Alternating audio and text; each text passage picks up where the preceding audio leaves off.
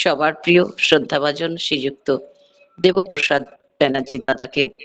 আসেন দাদা, আপনি আমাদেরকে ইষ্ট কথা শুনিয়ে আমাদের জাগরিত করুন। জয় গুরু দাদা। জয় গুরু মা, জয় গুরু। পরম প্রেমময় পরম দয়াল শ্রী শ্রী ঠাকুরের এতক্ষণ যারা নামামৃত সুধা পান করলেন, তাদের মানব জীবন শ্রেষ্ঠ জীবনের একমাত্র উদ্দেশ্য ঈশ্বর প্রাপ্তি। তা যেন এই জীবনেই সফল হয়, এই কাতর প্রার্থনা। শ্রী শ্রী ঠাকুর আমাদের ধর্ম প্রকৃত চক্ষু দান করে, ধর্ম ধাঁধাকে ধ্বংস করে, এ কথা জানালেন। আজকে এক বিশেষ দিন। শ্রদ্ধেয় মা বলেছেন, প্রথমত হচ্ছে আজ বাগদেবী, বিদ্যার দেবী, সরস্বতী দেবীর পুজো। এই সরস্বতী দেবীর পুজো সম্বন্ধে একটু বলার জন্য অনুরোধ এসছে। তাই জানাই যে প্রকৃতপক্ষে সরস্বতী, লক্ষ্মী এবং গঙ্গা, এরা তিনজনেই ভগবান বিষ্ণুর পত্নী ছিলেন। এবার গঙ্গার দিকে তাকিয়ে মৃদু হাসার কারণে সরস্বতী দেবী রেগে গেলেন। তখন গঙ্গাকে অভিশাপ দিয়েছিলেন যে তুই মর্তে নদী রূপে প্রবাহিত হবি এবং মানুষের পাপ কলুষ ধৌত করবি এবং মানুষ তাতে পবিত্র হবে। তখন তিনজনেই তিনজনকে অভিশাপ দিলেন। লক্ষ্মীকে বললেন, তুই যে চুপ করে আছিস। আর সরস্বতীকে বললেন গঙ্গা উল্টো, আমিও অভিশাপ দিলাম, তুমিও ধরিত্রীতে নদী রূপে প্রবাহিত হবে। তাই আর ভগবান বিষ্ণু বললেন, ঠিক আছে, অভিশাপ তো ফেরানো যাবে না, কিন্তু আমি তার সুষ্ঠু সমাধান করে দিই। গঙ্গা শিবের জটায় আশ্রয় করে ধরিত্রীতে যাবে, আর সকল মানুষ সেখানে পুণ্য স্নান করে পবিত্র হবে। তাই পবিত্র ত্রাণকর্তা কর্ত্রী হিসাবে সে সম্মানিত হবে। আর লক্ষ্মী আমার চরণেই ঠাঁই পাবে, পদসেবা করবে। আর সরস্বতী অন্তঃসলীলা হয়ে পরবর্তীতে নরলোকে সর্বত্র পূজিত হবে। তাই সরস্বতী নদী রূপে প্রবাহিত হতে শুরু করলো। আপনারা জানেন যে ভাগবত রচয়িতা বেদব্যাস যখন ভাগবত রচনা করছিলেন সরস্বতী নদীর তীরে, সরস্বতীর এত আওয়াজ তাতে বিঘ্নিত হচ্ছিল। লেখক ছিলেন গণেশ। গণেশ অনেকবার বললেন সরস্বতীকে, তুমি এত আওয়াজ করো না, আমি বেদব্যাসের কথাগুলো ঠিক করে শুনতে পাচ্ছি না, লেখাতে বিঘ্ন ঘটছে। সরস্বতী আরো যেন বেশি করে আওয়াজ করতে লাগলেন। তখন রেগে গিয়ে গণেশ তাকে অভিশাপ দিলেন যে তুমি অন্তঃসলীলা হয়ে যাবে, তোমার আর কোনো আওয়াজই থাকবে না। তাই অভিশপ্ত সরস্বতী নদীর বিলুপ্তি ঘটল, অন্তঃসলীলা হয়ে গেলেন। আর পরবর্তীতে ভগবান বিষ্ণুর আশীর্বাদ ক্রমে তিনি মর্তলোকে পূজিতা হয়ে উঠলেন। এই সরস্বতীর সৃষ্টি হয়েছিল ব্রহ্মার শ্বাস থেকে, শ্বাস প্রশ্বাস থেকে। যখন মর্তলোকে তিনি আসবেন, তো তার বাহন কি হবে? তার বাহন সাদা হাঁস হলো কেন?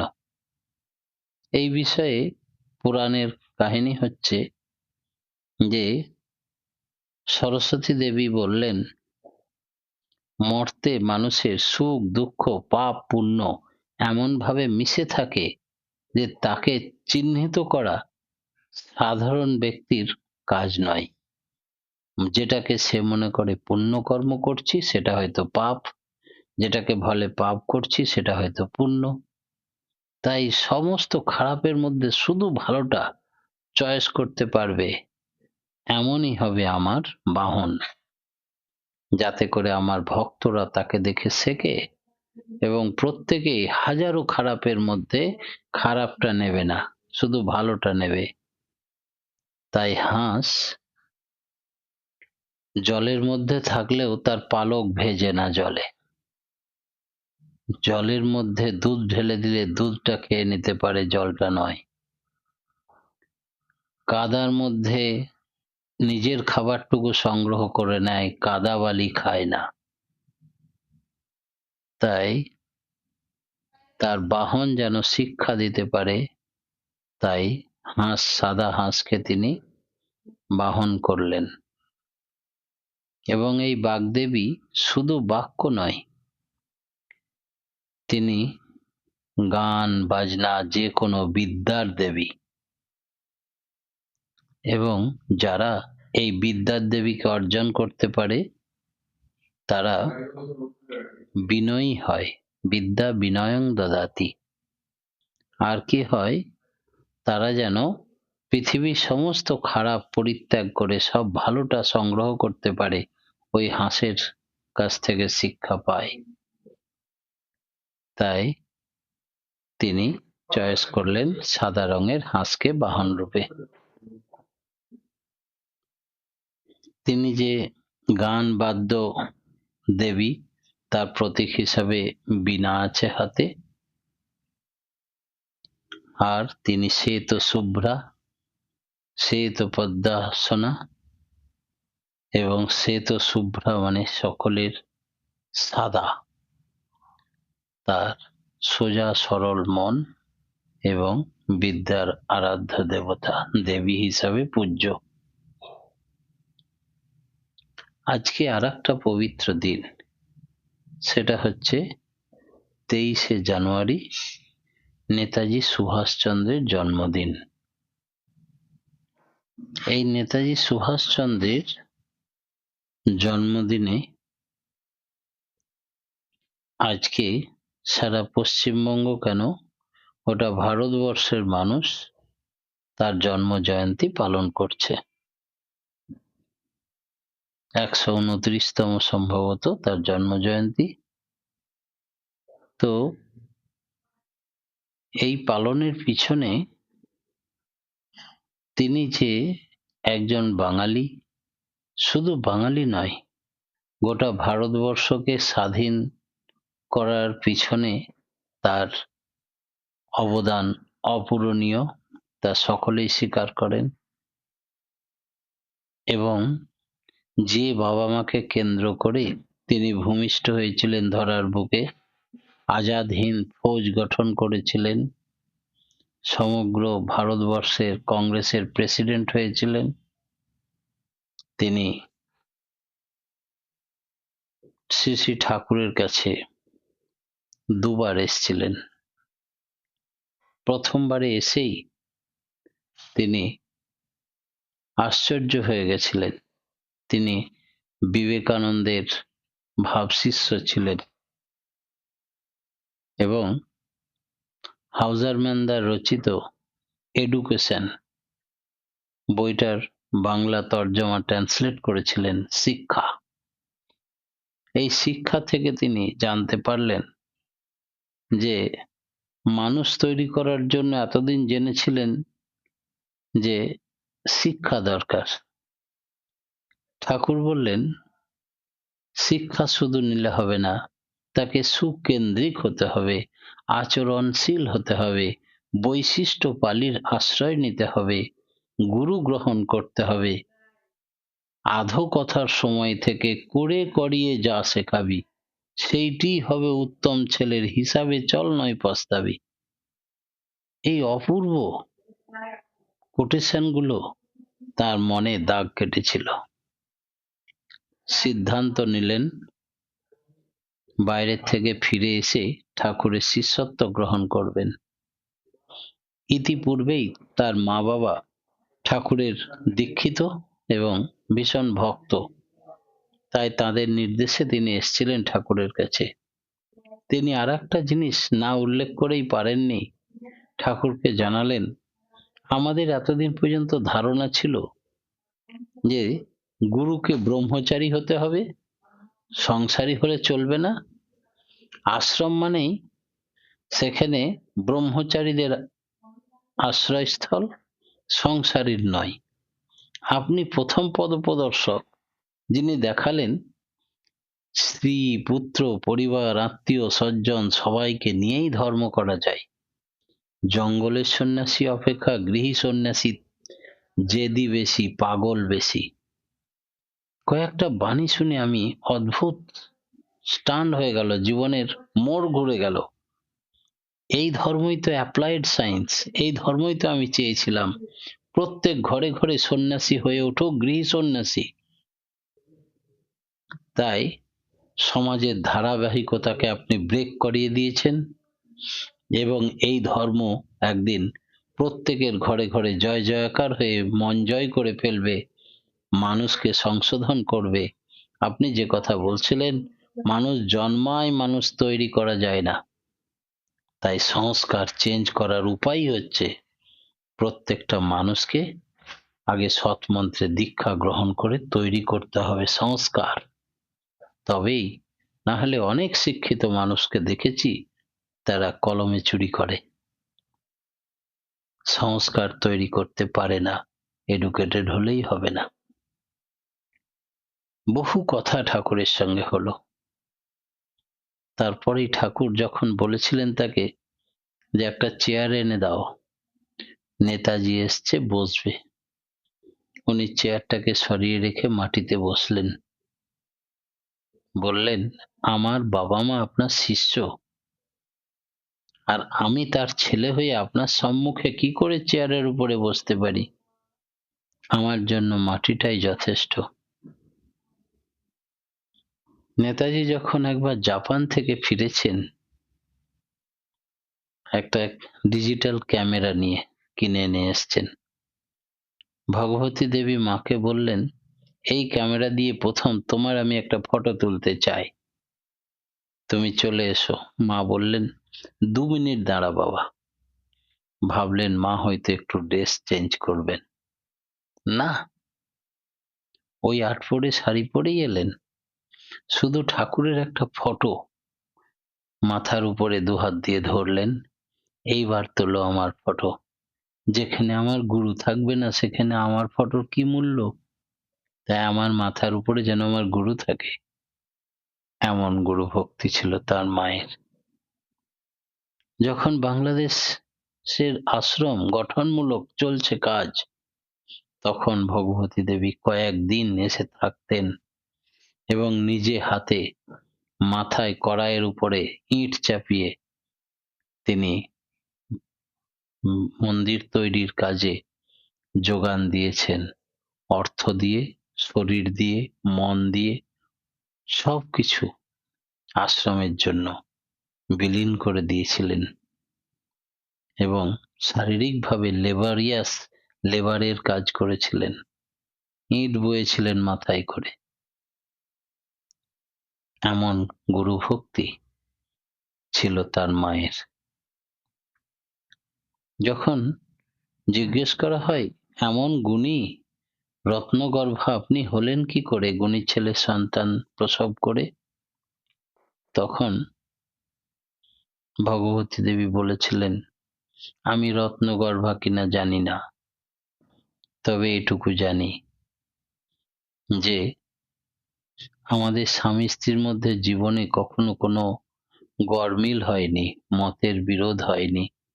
উনি যা বলেন সেইটি আমার মত, আমার পৃথক কোনো আলাদা মত ও ভেদ নেই।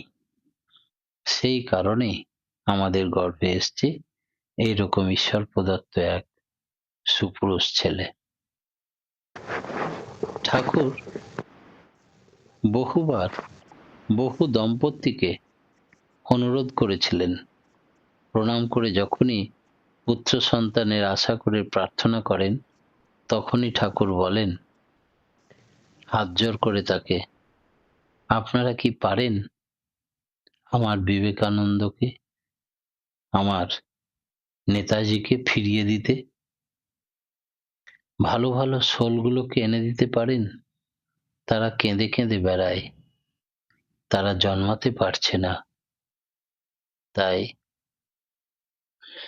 আপনারা সেইভাবে পরমপিতার কাছে কাতর প্রার্থনা জানিয়ে যদি ভালো ভালো সোলগুলোকে এনে দেন, তাহলে ভারত ভূমি শুধরে যায়।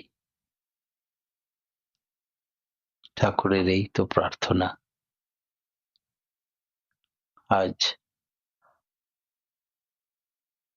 আমাদের গর্ব যে আমাদের দেশে তিনি জন্মেছেন এবং তার মা বাবা দীক্ষিত এবং ভক্ত মানুষ, যারা ঠাকুরকে নিয়ে গেছিলেন। তাদের উড়িষ্যার তার দাদুর একটা লজ ছিল, হরনাথ লজ, সেই লজে রেখেছিলেন এবং দীর্ঘদিন সমস্ত গুরু ভাইদের আনাগোনা সমস্ত খরচ খরচান্ত বহন করেছিলেন। আজও উৎকল আগমনী উৎসব পালিত হয়। সেইখানে যাওয়ার সময় তিনি ঠাকুর একদিন মন্দিরে যেতে চেয়েছিলেন। নেতাজির বাবা সঙ্গে গেছিলেন। জগন্নাথ দেবের সঙ্গে বিড়বিড় করে কি যেন বলছিলেন, কিন্তু আওয়াজ শোনা যাচ্ছিল না। জগন্নাথ দেবেরও ঠোঁট নড়ছিল, ঠাকুরেরও ঠোঁট নড়ছিল। অনেকক্ষণ কথা হওয়ার পর সোজা বেরিয়ে এলেন ঠাকুর। মন্দিরের সামনে একজন ভিখারির কাছে এসে বসে পড়লেন। বললেন, তুমি আমাকে কিছু দাও। বলল, 3 টাকা মাত্র ভিক্ষা হয়েছে সকাল থেকে, কি দেব? বলল, ওইখান থেকেই 1 টাকা দাও। বললে, তোমার যদি ভিক্ষা করার অত শখ, আমার পাশে চট নিয়ে বসে পড়ো। বললেন, আমি তোমার কাছ থেকেই নেব 1 টাকা। তিনি ভিক্ষুক শ্রেষ্ঠ। বাধ্য হলো সেই ভিখারি লাস্ট পর্যন্ত ঠাকুরকে 1 টাকা দিতে। সেটা নিয়ে পরমানন্দে লাফিয়ে উঠলেন, হেসে বললেন, কাম হয়ে গেছে। ফিরে আসার পর ঠাকুরের মায়ের কাছে অভিযোগ করলেন নেতাজি সুভাষচন্দ্রের বাবা জানকীনাথ বোস। বললেন, ঠাকুরের এই আচরণটা আমার মাথা নিচু করে দিয়েছে। একজন ভিখারির কাছে 1 টাকার জন্য কেমন করে হাত কচলে কচলে চাইলেন। ভিখারিও বাধ্য হলো তাকে ভিক্ষা দিতে 1 টাকা। কেন আমি এত খরচা করতে পারি, আমাকে যদি কোনো টাকা পয়সার দরকার হয় তো আমাকে বললেই তো হতো। মাতা মনমোহিনী দেবী শাসনের স্বরে বললেন ঠাকুরকে, তুমি কেন এমন আচরণ করেছো? জানকীনাথের প্রেস্টিজে লেগেছে। ঠাকুর বললেন, ব্যারিস্টার সাহেব, তার বাবা ব্যারিস্টার ছিলেন, আপনি কালকে গিয়ে খবর নেবেন সেই ভিখারিটা আর ভিক্ষা করছে না। আমাকে জগন্নাথ দেব বললেন, এরা 7 জন্মের ভিখারি, যতবার জন্মায় ততবার ভিক্ষাবৃত্তি করে। জীবনে কাউকে 1 টাকা দেয়নি, তাই ঈশ্বর এদের উদ্ধার করতে পারেনি। তুমি তো সব মানুষের উদ্ধারের জন্য এসছো এবার এই জন্মে। তুমি যদি পারো তো আমার এই ভিখারিটাকে উদ্ধার করে দাও। বলে, চেষ্টা করি। কৃপা মানে করো, হও পাও। তাই তিনি জোর করে 1 টাকা চেয়ে নিলেন। তারপরেই আনন্দে বললাম, যাক, কাম হয়ে গেছে। তাই আর ওকে ভিক্ষা করতে হবে না। 7 জন্মের ভিখারি উদ্ধার হলো। খবর নিয়ে দেখুন। জানকীনাথ বোস পরদিন খবর নিয়ে দেখে সে ভিখারি আর ভিক্ষা করে না। সৎসঙ্গীদের জীবনের ভিখারি নেই। সৎসঙ্গীদের জীবনের তিনি আমাদের সকালে উঠে অতি প্রত্যুষে ভিক্ষা পাত্র নিয়ে প্রত্যেকের দ্বারে দ্বারে ভিক্ষা করেন, আর আমরা তাকে মুষ্টি ভিক্ষা দিই, যে যা পারি তুলে দিই, তাই তিনি হাসি মুখে গ্রহণ করেন। তাই সৎসঙ্গীদের খাবার অভাব হয় না। কি অপূর্ব আশীর্বাদ আমাদের প্রতি! আমাদের সৎসঙ্গীদের জীবন ধন্য। পরম প্রেমময় শ্রী শ্রী ঠাকুর, এর অপর নাম পরম দয়াল। তাই পরম প্রেমময় পরম দয়াল শ্রী শ্রী ঠাকুরের দয়া কিরকম জানেন? বললেন, আমি সেই কাঁধ খুঁজে বেড়াই যে শুধু আমার কথা বলবে, তেমন একটা পাই না। স্ত্রী পুত্রের জন্য তারা সবকিছু করতে রাজি থাকে, অথবা আমার বেলাতে অল্পতেই কাতর হয়ে পড়ে। নরেন অত্যন্ত নিম্ন মধ্যবিত্ত পরিবারের একটি ছেলে, চাকরি পায়নি আভাতে, এমনকি চপ পর্যন্ত ভেজেছিলেন দারিদ্র্যের জ্বালায়। সে ঠাকুর রামকৃষ্ণদেবকে গ্রহণ করলেন, চিকাগো শহরে পাড়ি দিলেন। হতদরিদ্র অবস্থায় ভরসা শুধু ঠাকুর। যখন তিনি বক্তৃতা দিচ্ছেন পরপর 3 দিন, বহু মানুষ তখন তার ফ্যান ফলোয়ার্স হয়ে গেছে, কন্টিনিউ বলছেন। লাস্টের দিনে এক সাহেব উঠে এসে বললেন বিবেকানন্দকে, আপনার পাশে একটা বুড়ো রোজ কি বলে বিড়বিড় করে, আপনি কেন ওকে পাত্তা দিচ্ছেন না? আমাদের মনে হয় দূর থেকে তো শুনতে পাই না, বোধহয় আমাকে একটু বলতে দাও, আমাকে একটু বলতে দাও, এমন ভাবে কিছু বলে। বলে, কই আমি তো দেখতে পাই না কাউকে। বলে, একটা কাগজ দাও, আমি এঁকে দিচ্ছি, তুমি চেনো কিনা দেখো এই ব্যক্তিকে। একটা সাদা কাগজের উপরে দাড়িওয়ালা, কাঁধে ধুতি, এই বুড়ো মানুষটা তোমার কাছে মাইকের সামনে দাঁড়িয়ে থাকে আর বিড়বিড় করে তোমাকে কি বলে। বিবেকানন্দ সেই ফটো ছবিটা দেখেই টস টস করে জল পড়তে লাগলো চোখ দিয়ে। ইনি আমার গুরু, যার বলে আমি বলিয়ান, যার কথায় আমি বলি, যার ক্ষমতায় আমি চলি, তিনি আমার গুরু, তার আশীর্বাদেই সবকিছু। তিনি বিশ্ব ব্রহ্মাণ্ডের মালিক। যেই রাম সেই কৃষ্ণ, দুয়ে মিলিয়ে রামকৃষ্ণ। গুরু আর শিষ্যের মধ্যে সম্পর্ক এমনটাই। আমরা একটু তার বোঝা বহন করতে রাজি হলেই তিনি আমাদের সঙ্গে থাকেন। মালিক যখন কোনো দায়িত্ব দেন, তখন নিজে তাকে ছেড়ে দেন না। তার দায়িত্বের বোঝা যে বহন করে, সে পিছন পিছন মালিকও ছুটতে থাকে। আচার্যদেব একথা বললেন। পরম পিতার রাঙারাতুল চরণে প্রতিপ্রত্যেকের সার্বিক মঙ্গল প্রার্থনা জানিয়ে আজকের মতো আমার ইষ্ট প্রসঙ্গ এখানেই শেষ করলাম। জয় গুরু।